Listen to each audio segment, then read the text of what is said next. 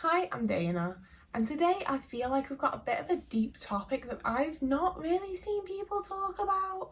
I think it sort of comes up a little bit when people are discussing unmasking, but I don't feel like it ever gets to be like a full topic on its own, and I really feel like it should be because it's something I've thought a lot about lately. Like, I say lately, I've thought a lot about this for probably the last like 3 or 4 months, and I think that I think it's helped me like heal a lot of shit, to be honest. Like, not to get into like TikTok therapy language. Christ, I'm gonna start this cat. Come in and shut up. Yeah, I'm hoping that I've found like the right descriptive terms and stuff, because I'm not sure I have.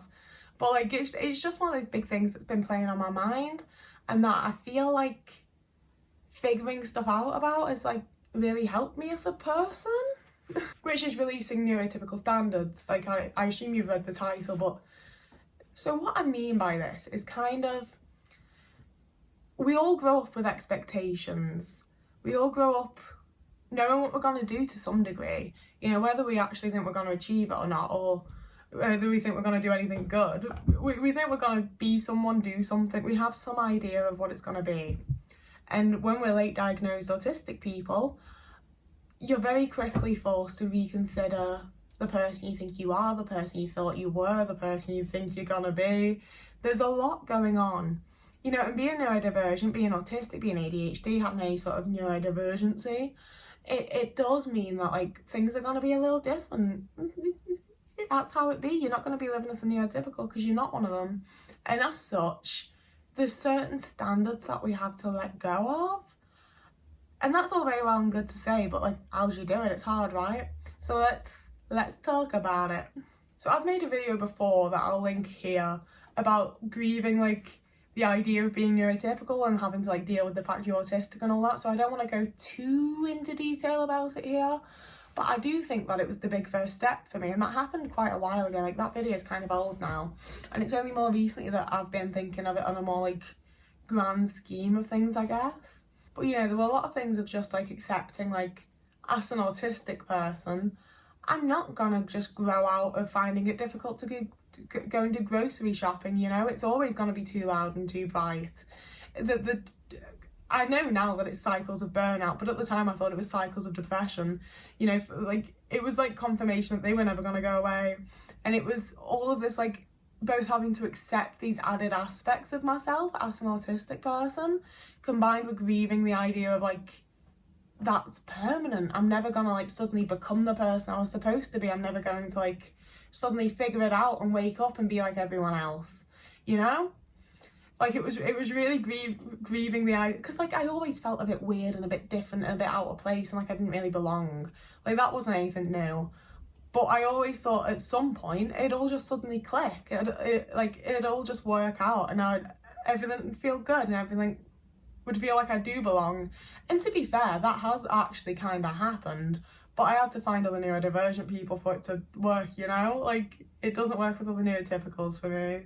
Which kind of ties into my next point, which is accommodating to yourself to the point where you're in a good place, like as an autistic person, because then it doesn't matter as much that you're not living as a neurotypical. It doesn't matter so much that you're not gaining those things because you're in a good place. You know, it doesn't matter that you're not doing all the things that a neurotypical is supposed to do, or that you expect yourself to do as like when you thought you were neurotypical or whatever. You know, like I might never be as comfortable as a neurotypical person when I go and do my food shop, but I can learn like, oh, well, putting in these earplugs or listening to this music or having this stim toy are all things that make it a little bit easier. And that's, you know, like, just accommodating to myself so that things feel easier. And life feels a little bit better, and it feels a bit more like I can get by and like I can be a functioning person on my own terms. You know, and that's a big one for me, is like, for the longest time, I didn't like the idea of using any sort of fidget toy. I didn't like the idea of stimming in public. I didn't like the idea of people knowing I was autistic in any way. And like, accepting and accommodating to the ways in which you're different do definitely make a massive difference to like the quality of life and life experience and the like. Sorry, someone phoned me and the video paused and now I'm distracted. But I'd gotten up to assessing your actual wants and needs.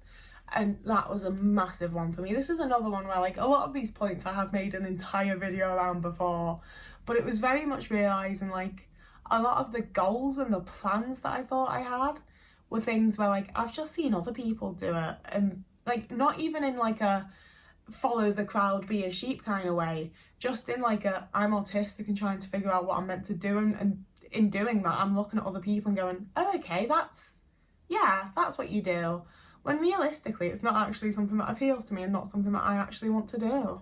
You know, and that can be smaller things, but it can also be like really big life-changing things.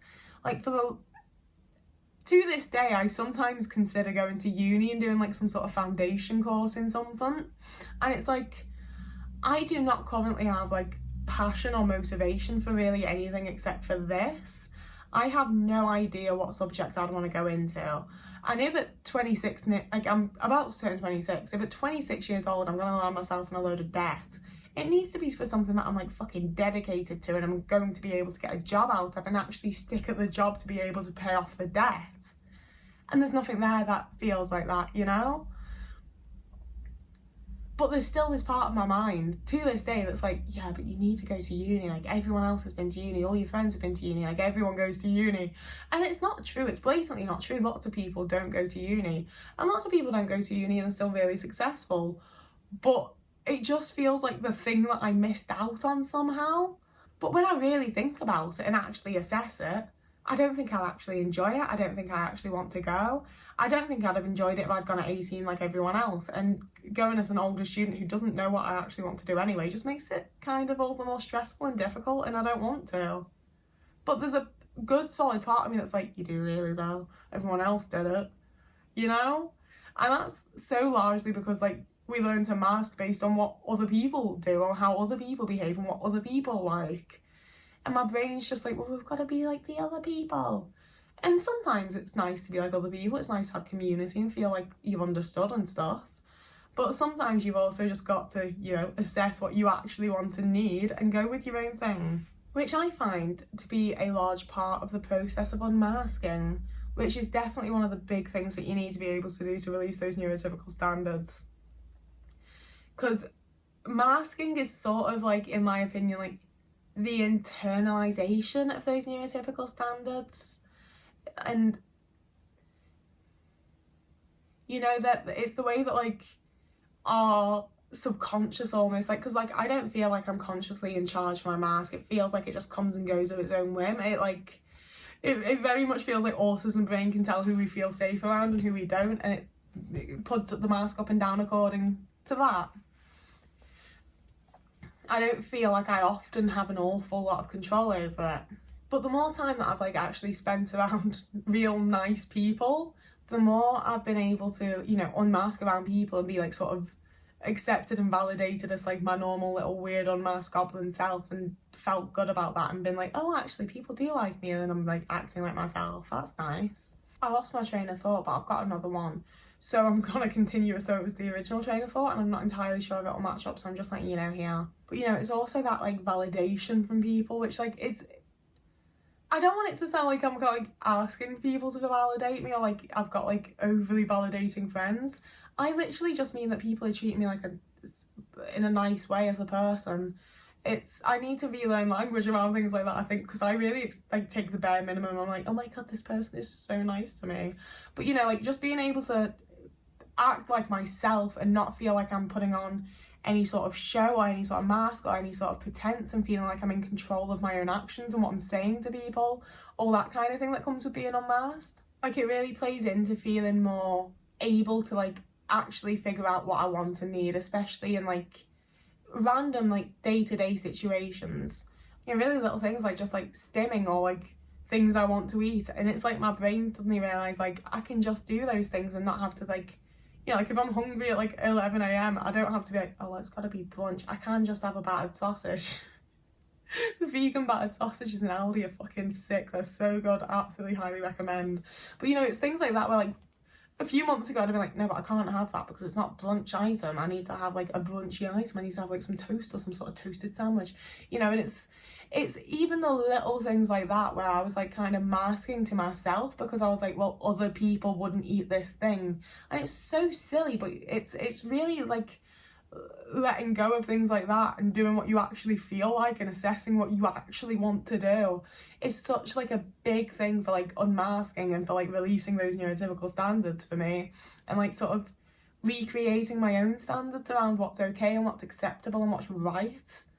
Like, I think that's one of my big autistic things, is just some things feel right and some things don't. And it's good to reassess why they don't feel good, because I'm realising that a lot of it's been put there by like family members and exes and not how I actually feel. But I think that might also be trauma, so don't read too much into that.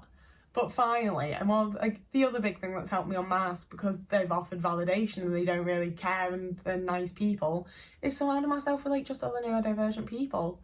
And I'll give that some of them don't know they're neurodivergent, but I do. I can feel it, I can sense it, and I feel good around them. So it's working out for me. Like, I don't want to get cocky and I don't want to get an ego, but it's the first time in my life where I am sort of like, yo, I think the people that I like and like enjoy spending time with actually like and enjoy spending time with me too. It's very nice. It's very just warm and cozy and comforting, and it's a good feeling, and I'm enjoying it. And I'm just... We've had this before, I've done this in a couple of videos now. I'm in a good place for the most part. It's exciting, we don't need to go through it again. But I do think I'm experiencing it for the first time because I've like managed to somehow surround myself with like queer and neurodivergent people. I think that a lot of you would benefit from doing the same thing. It's really nice. But that's the last point I've got for this video. My voice is nearly going. Can you hear that? I haven't got an awful lot left. I'm really putting my all in right now. I promote myself now. We've got a Patreon going if you'd like to like join the private community and have like more discussion with me about stuff. I don't know. It'd be lovely if you joined us. It's fine if you don't. You could also become a member of the channel and get a cool little loyalty logo.